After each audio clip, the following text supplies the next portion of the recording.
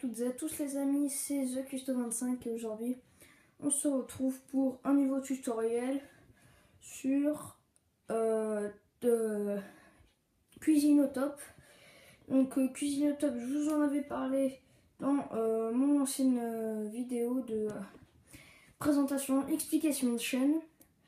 Donc si vous n'avez pas regardé, je vous invite à aller la regarder. C'est la deuxième vidéo que j'ai fait, la première c'est mon intro. Donc voilà, et aujourd'hui les amis, on va s'attaquer à un gâteau très très facile à faire. Et à faire par exemple quand il vous reste que des restes. Quand il vous reste que des restes, oui, voilà. Petite mais j'ai vraiment pas fait exprès. Quand il vous reste par exemple, parce que vous allez voir les ingrédients qu'il vous faut, c'est très très simple.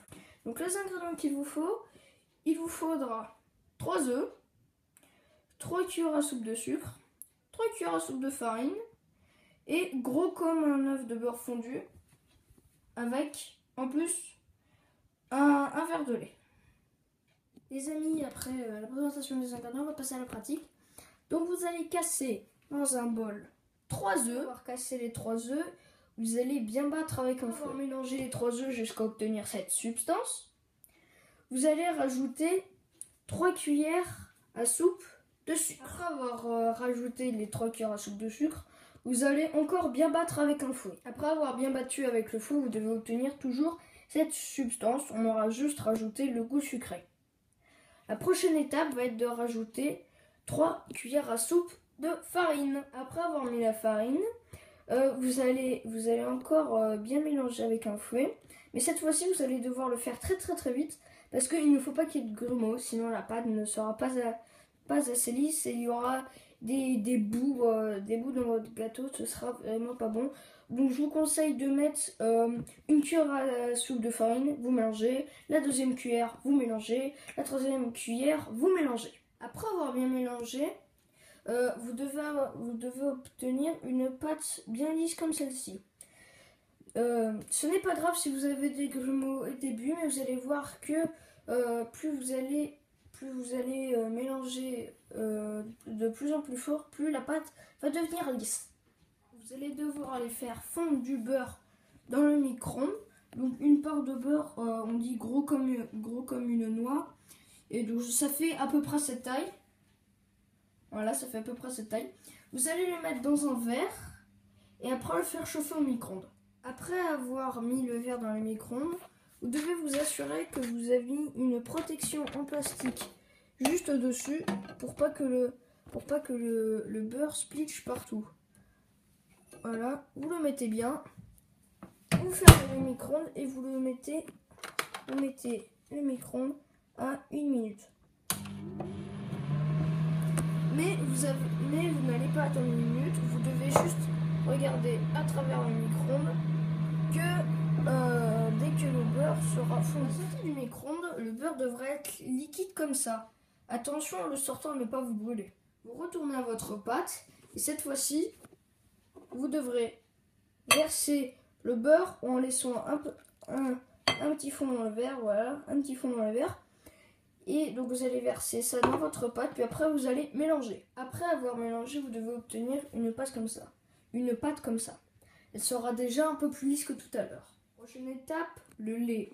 Vous devez prendre un autre verre, surtout ne pas réutiliser celui qu'on a pris pour le beurre. Vous prenez un nouveau verre. Dans ce nouveau verre, vous allez mettre exactement la même quantité que là.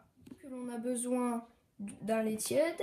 Vous allez mettre le lait dans le micro-ondes. N'oubliez toujours pas de mettre le capuchon, la protection en plastique. Vous fermez et vous mettez à 1 minute 30 secondes. Après que le lait soit tiède, voire un peu chaud, ce n'est pas grave, vous allez verser le lait dans la pâte et encore tout mélanger.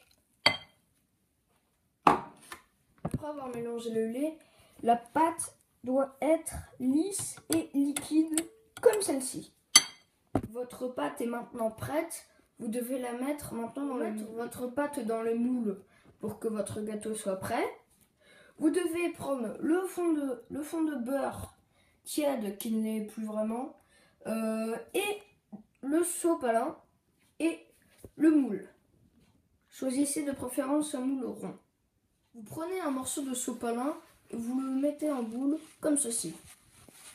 Avec cette boule de sopalin, vous allez la mettre dans votre verre et bien tremper le sopalin dans le beurre.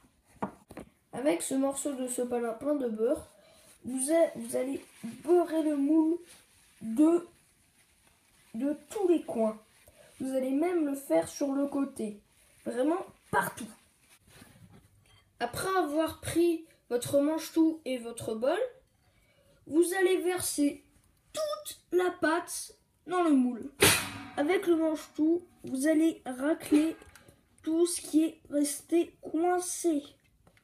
Là, il ne faut vous allez économiser le maximum de pâte pour avoir le plus gros gâteau possible.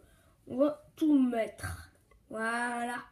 Après s'être rassuré de bien avoir mis toute la pâte dans le moule, vous allez l'enfourner. Voilà. Et vous allez le faire chauffer à 180 degrés. Voilà, 170, 180. Il n'y a pas vraiment de timer.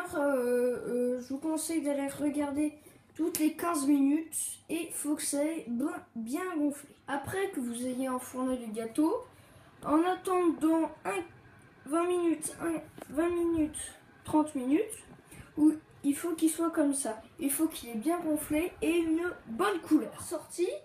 Attendez à peu près une demi-heure pour qu'il refroidisse. Dès que votre gâteau est refroidi, donc qu'il est froid, nous allons mettre la garniture. Donc il y a plusieurs variantes. Vous pouvez mettre une confiture de fruits rouges, ainsi que tout autre fruit. Je vous conseille le fruit rouge. Ou alors vous pouvez mettre du Nutella. C'est une variante que je n'ai pas vraiment essayé. Mais vous pouvez l'essayer et me dire dans les commentaires qu'est-ce que ça donne. La garniture, vous allez prendre une cuillère, la mettre dans le pot de confiture et bien étaler partout et dans tous les coins. Voilà les amis, donc voici qu'est-ce que ça donne quand la garniture a été posée. Donc là les amis, votre gâteau est prêt. Je tiens juste à préciser que j'ai fait une erreur de cuisson. Oui, je suis désolée. Oui, peut-être. Donc 180, c'était parfait. C'est juste, vous pouvez descendre de 10 minutes. Là, je l'ai laissé, je crois, 40 minutes en hors caméra. Et peut-être que 20 minutes, une demi-heure, voilà, ça va suffire. Je crois que je l'ai déjà dit. Mais moi, je me suis loupée. Donc, faut qu'elle soit comme ça, bien gonflée avec une couleur. Mais une couleur moins foncée. Là, elle était un peu plus, beaucoup plus foncée.